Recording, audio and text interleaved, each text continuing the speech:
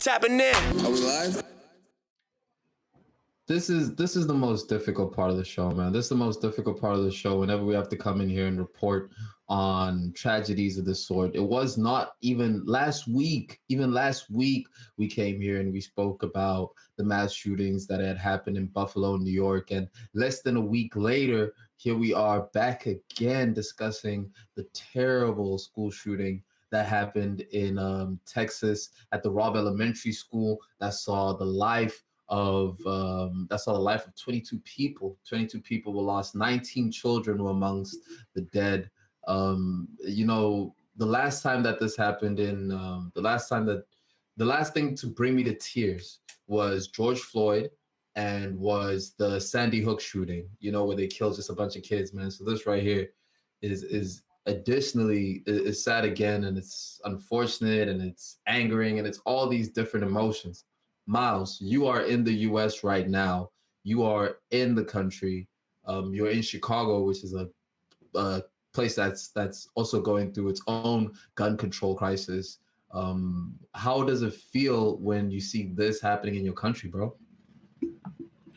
It feels like this is the part that is the scariest, is how much can happen that we won't react to, right? And when I say we won't react, of course the thoughts and prayers is coming, right? Of course, politicians everywhere are stepping up to their podiums and shaking their fists and shaking their head. And I'm not even saying that everybody who gets on a microphone and speaks out is being disingenuous. Shout out to Steve Kerr, coach of the Warriors, who got on to speak about that before their game with Dallas. And I felt him, right? But we don't react in a way that's preventative. And that is some of the scariest. What we will allow to happen is, I think, some of the scariest things about our country, because the list of events like this, which are horrible and tragic, but also each represented an opportunity for change, for us to grieve toward progress. And the list of times we haven't done anything, haven't done that, haven't been constructive, haven't learned our lesson, is what feels unfair about this. I don't want to take up too much of the air in the room, but I'm just saying, I came on this show last week and just spoke like from the straight up heart. Just like, this is an opportunity to be human. This is an opportunity to not allow this to pass and for us to be numb to it. So to be sitting here again, repeating those same words, like, and I don't have anything else to give. And that's what's unfair about this, is if you pick one and you respond to it and if you really try and put your heart out there and try and learn from it, and you right back there the next week before there's even time to do anything, before we could even post the clip of us talking about having that discussion. That's what feels unfair about this, is that I don't think we're going to do anything. And I don't know how to feel like, I don't know what's going to take. I don't know what if I don't think this is it, what does that say about where we at? So what we wanted to curate this conversation around and be intentional about is to be able to unpack mass shootings, because clearly this is something that has been happening at an alarming rate, at an increasing rate in the U.S. There's a lot of information around it. There's a lot of complexity around it. It is an issue that it's not one that has a single solution to it, but it's still important to be able to look at it from different angles and just analyze, okay, what are the facts about this, and that's where my research took me to, is just to truly understand, what even does mass shooting mean? So mass shooting means if there's a shooting of 4 or more people in a single place, right? So since 2010, there have been 11,300 mass shootings. In the US, there are as many as 6 mass shootings a day, is what they're saying, right? So there are levels and tiers to how we consider what mass shootings are. This particular situation is this particular situation. I think why people continue to get riled up is that you had a 18-year-old who had exhibited a lot of the preconditioned signs of someone that would be considered high risk, was able to purchase 2 assault rifles, 345 cartridges of ammunition within a span of a week, and nothing was done.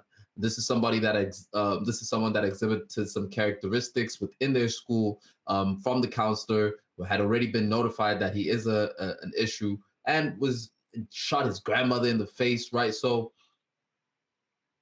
there's that element of it, despite the science being inconclusive in a lot of things, because that is the case, right? There is no true correlation between, say, gun permissiveness and mass shootings. There is no true correlation between, say, mental health in particular states and gun and mass shootings. There's the correlation levels on the different things that would help you predict it are a bit low, and they're very specific in where they are. But one thing for sure, despite what the statistics say, is that an 18-year-old being able to buy 2 assault rifles is just something that doesn't make sense. Yeah, I think, and even as we spoke about it last week, right? I really wanted to highlight some of the limitations in the ways that we have these conversations. And I think part of the reason that it's so difficult to pull any conclusive insights from the data that exists is that a lot of the data that's collected in mass doesn't differentiate between any type of instance where 4 or more people are killed, right? So that means domestic violence incidents are lumped in with gang involved shootings, are lumped in with terrorist acts, are lumped in with these individual shooters, and a whole host of other potential instances, right? I don't even want to get fired up about the intentionality of us not specifically investigating this particular profile, because I do believe you can differentiate what's happening here from those other instances. I do think if the police were so inclined, they could create a database specifically of shooters and add your criteria: assault rifles, right? Random killings with no single, or even like with no intended target, right? Attacking people in large public places rather than encountering the person wherever they might be found or at their residence. When there's a specific category, right? And I don't think it's that hard to figure it out. When we look at stuff like Columbine and Virginia Tech, we can just say school shootings, right? But there's a difference when somebody takes an assault rifle, which is absolutely the case in Columbine and Virginia Tech, and the Aurora Theater shootings, and Sandy Hook, and the Orlando nightclub shootings, and the concert shooting in Las Vegas. Every single one of those has a semi-automatic rifle involved. So I don't think it's too difficult to narrow down the criteria of what type of event we're looking at.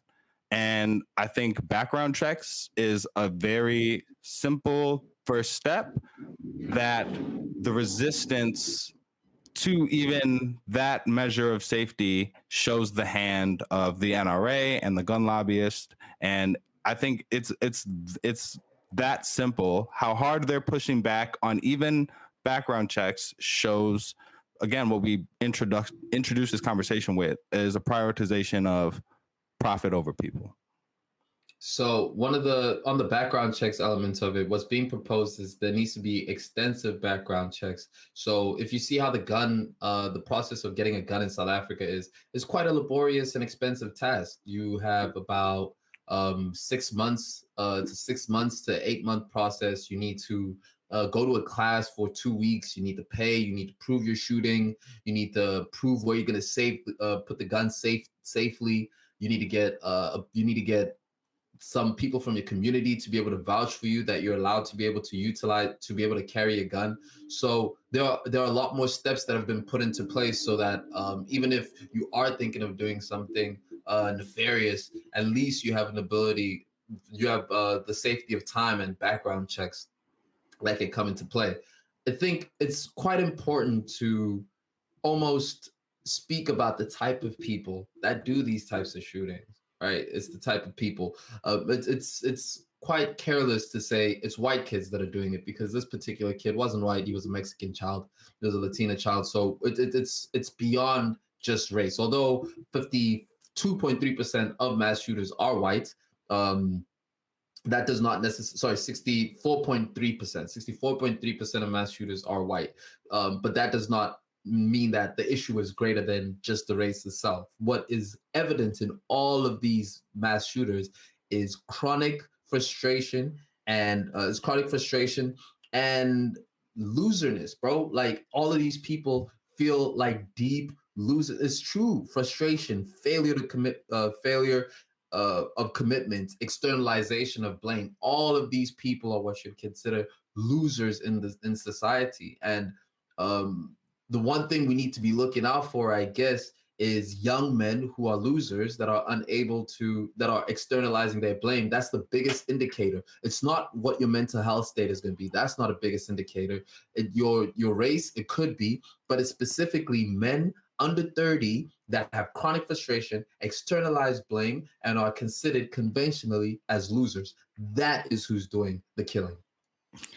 Considered conventionally as losers is crazy. And I'm not saying that it's not a real thing. And I was just speaking to our willingness to look away from categories that we can make. But I think, you know, the best version of ourselves is extending the fullest amount of empathy we can to those people. And I think that even that is a test, I know certainly, of my humanity, right? To try and put myself in the shoes of somebody who would go up and shoot. Like, this case, I think, is one where I'm specifically frustrated that I don't think anything will happen, because it's awful that this dude was, not that it's not awful if you go and attack your peers who may have bullied you. That's still horrific, and we need to curb that type of activity as well. But to go to, I don't think these kids weren't bullying him. These elementary school kids that had nothing to do with him probably had never met him.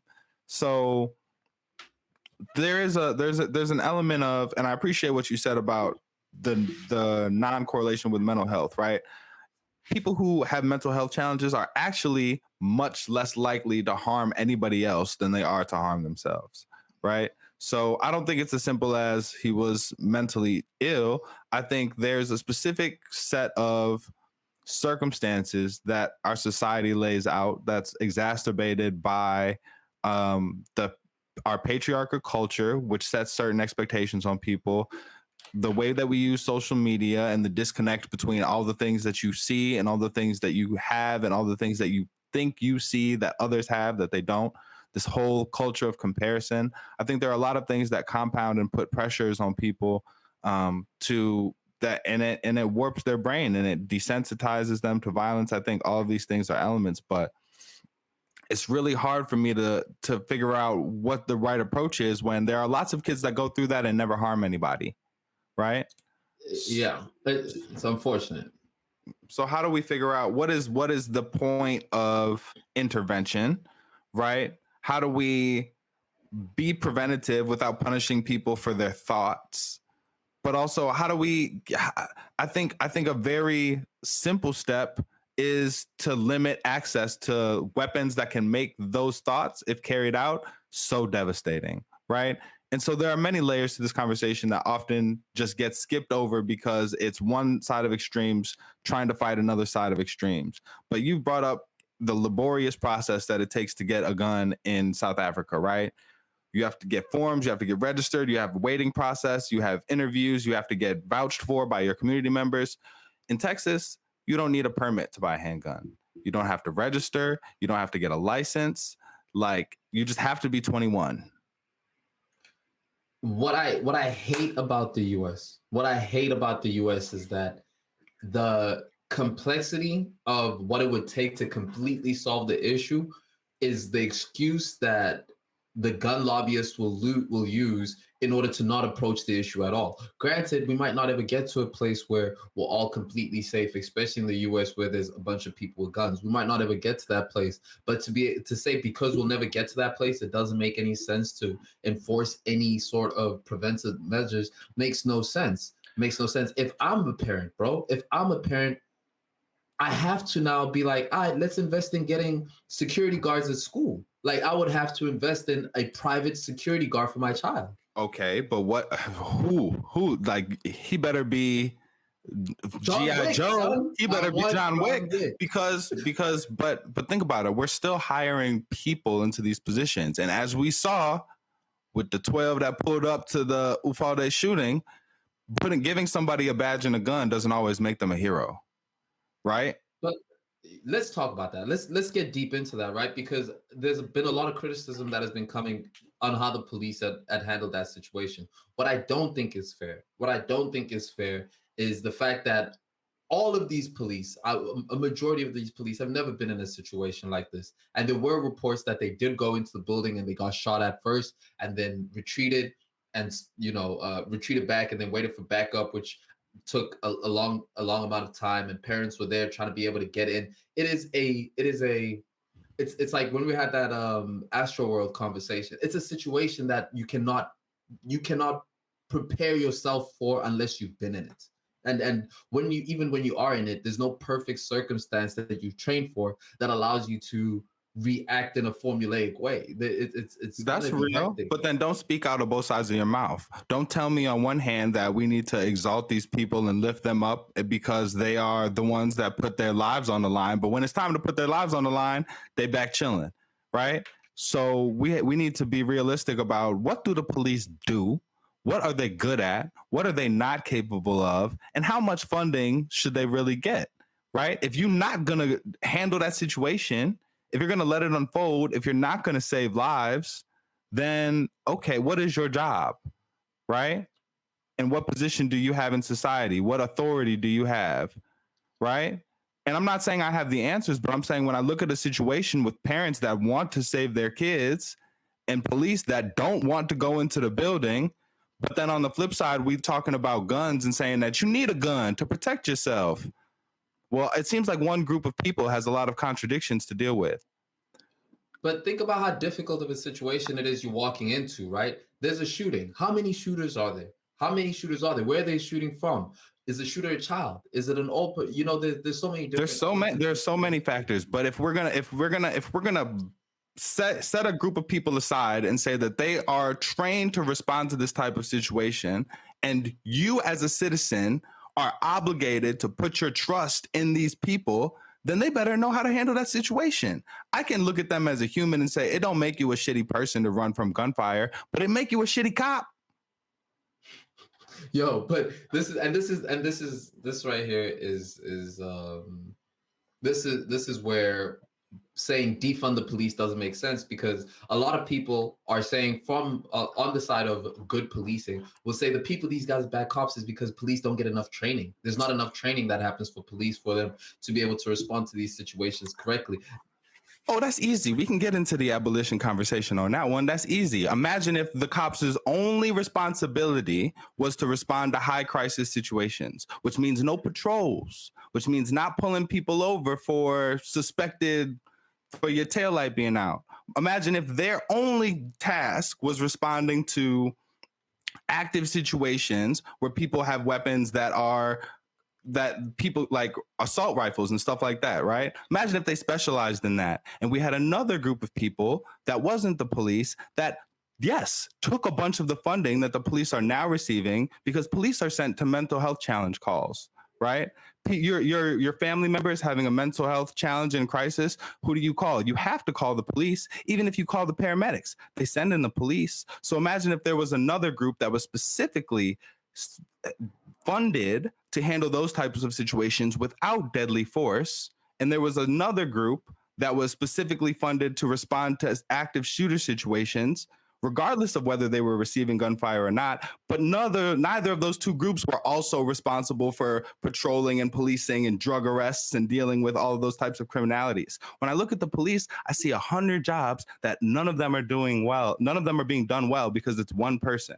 So when we say defund the police, I actually believe you're asking for that. When you say they're not trained to handle these situations, make that the police, cool. Make that their only responsibility. And then let's have people that aren't carrying guns handle all the things we ask police to do that they don't need guns for. So what the police, the chief police of the Uvalde area had said is that the reason why it took them an hour to be able to finally go inside the school was that they were waiting for those specially trained police. That the first responders that did come up onto the scene realized that they were that they didn't have the right type of ammunition, protection. They were getting shot at. So they weren't able to be able to go into that situation the way they wanted to. And they said that they did call on the people you call SWAT, Border Patrol. Everybody descended up onto that school. It took a bit of time to be able to do it because how long does it really take to be able to respond to a mass shooting of that sort? And in that, you saw a lot of parents who were frustrated, just like, yo, let me in, let me in, let me in. As a parent, I couldn't imagine what it would be like to be stopped from going into a school where my kids are getting shot at. I couldn't imagine what that's like. But at the same time, it's responsible for the police to be like, we can't let you guys in at the moment. We can't even go in at right now. We can't even go in. We getting shot at. We don't know how to be able to deal with this situation. So I think it's one of those things where it kind of descends all the flaws of the policing expose themselves in a large way. But what we can do, like there's many fingers to blame. What happened here is that somebody chose to do this and they made it happen. You know, you can choose to do this at a grocery store in Buffalo, shooting old black people. You can do it at a church, and to circle back and be like, but the policing though, yes, the policing does have to be looked at, but at the end of the day, it was still a situation where somebody who might have been able to get prevented from getting access to those tools was able to get access to those tools and then was able to act in this manner. So criticize the Yeah. police. Let's criticize the police. I'm with it, but you cannot blame the police. No, You and I cannot don't think blame. that's what we've done. I think the course of this conversation from where we started was, I think I would say it's appropriate. I think we got to police because they do have a role in this, but I don't think we started there, and I don't think I agree with you that it's not fair to blame them for this happening. As the people that are responding to these situations and who have a role in our society where we glorify them for that role, I think we have a high standard that they need to be held to. And if they can't live up to that standard, then we need to figure out who can respond to those situations and only allow those people to carry the weight that accompanies in society. Um, just a I'm couple of hiring private security. You're hiring private security? Okay, hire me some too, because I want to know Private them too. security. I want to Private know them. security outside of the school. Private But security, and like a lot of people can't afford that. Private security outside of yep, school. My kid has a that's what I body cam. said. I Deal with can't it. afford it. Hire me some too. But we Oh, get. you I are my think, security. dude, you're mine, dude. This is either a great or horrible situation. But I think I think again that's even hiring security is you're responding to the symptom, right? The symptom is the violence. What is the root cause? I don't think we've done enough research to understand really what is the root cause of these specific situations where an individual picks up an assault rifle and decides to kill, whether it's a specific group or a random group of people or their peers at school, defenseless victims. What is at the root of that, and how do we address it? Um, a couple other things I just wanted to mention in this conversation that I'm still thinking through and working through is the NRA is so against even background checks and access to certain types of weapons. But then on the flip side, we're prosecuting kids in urban cities for putting switches on guns to transform them into those same weapons. And I just think that there's a conflict, or there's a double standard in what we're and who can have access to guns, and who we champion it for and protect it as their right, and who we say, you know, is a criminal just for possessing them. And this plays into when we see white kids pose with guns for their graduation pictures, but black kids do the same thing and it's taken a different way. Oh, now they're in a gang. Now this gun can't be for protecting or for sport. The white people use it for. So there's so many questions, so many areas and contradictions in this conversation. And I think it boils down to this moment where we have to make a decision that the line isn't where it needs to be. It's too easy to get a gun to commit this type of act. So if we can't agree on background checks, what can we that's the conversation I would actually be interested in having with somebody who's an advocate of assault rifles and access to them. What is the solution? Often I feel like I'm going to hear it's more guns, give more people more guns, give the teachers more guns. Give me That something can't be the else, bro. answer. I don't I like got that you. one. Go I ahead. got you. We know the type of people that do it, right? Young men under 30. If you young men under 30, you have to we need to mandate that everyone gets a mental check. We need to mandate that everybody gets a mental check. That's super important. If you want a job, the same way you come with the CV, you need to be able to come with the mental check. Oh, look at that. You got one of my favorite people jumping into the conversation. Miss Gila is saying more security needed in all public spaces, not human shield. She's very right in that.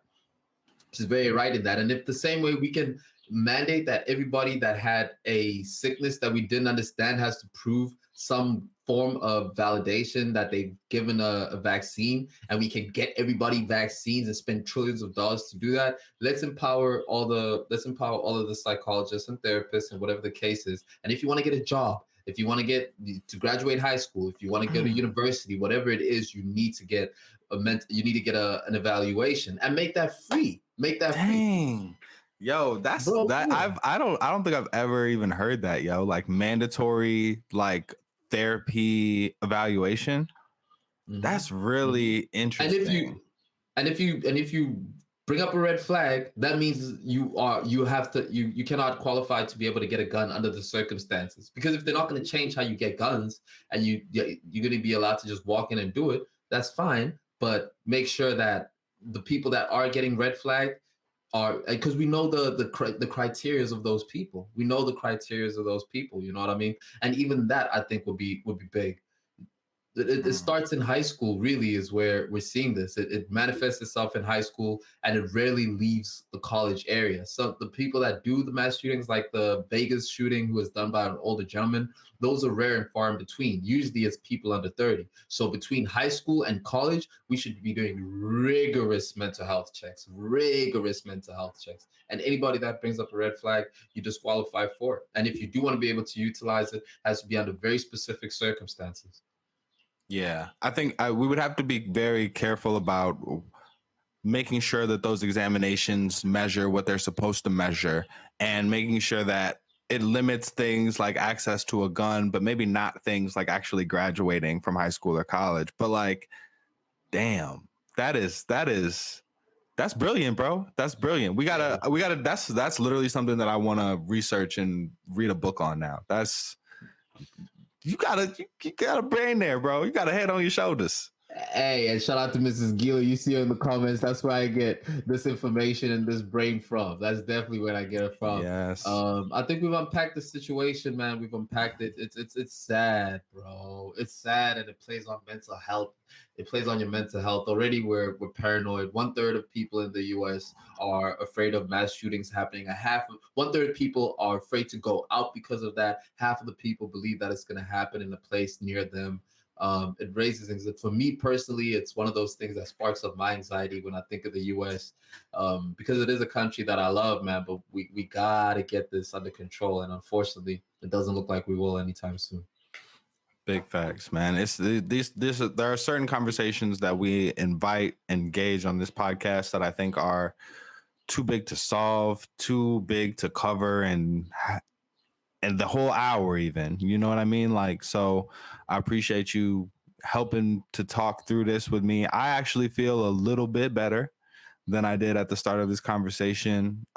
Still a lot of work to do, a lot of anger and frustration to transform into productivity and into sustainable change. But thank you for having this convo. Thank y'all out there for rocking with us. Prayers up for everybody in Texas, and hold your head if you're going through it. Yeah, man, and this is a good place for us to be able to remind people, man, especially like forget the labels of chronic frustration and conventional loser. Forget those comments, man. What's important to realize is that we are the universe experiencing the world in the form of ourselves. So we are the universe. We are God experiencing universe in this way. You matter. Even if you don't think that you matter, you do matter. And this is what this show is for, man. This show is to remind people that they do matter. You are seen. And there's always a way forward. There's always a way forward. Whatever you're feeling is just a moment. And that's how world works, man. So we're here to tell you that you loved. Speaking of love, Miles, people love one thing that we do more than anything else that we do. Yo, major facts. Damn, man, you had me tearing up, man. Yeah, we gonna do recommended review, man. Play the transition.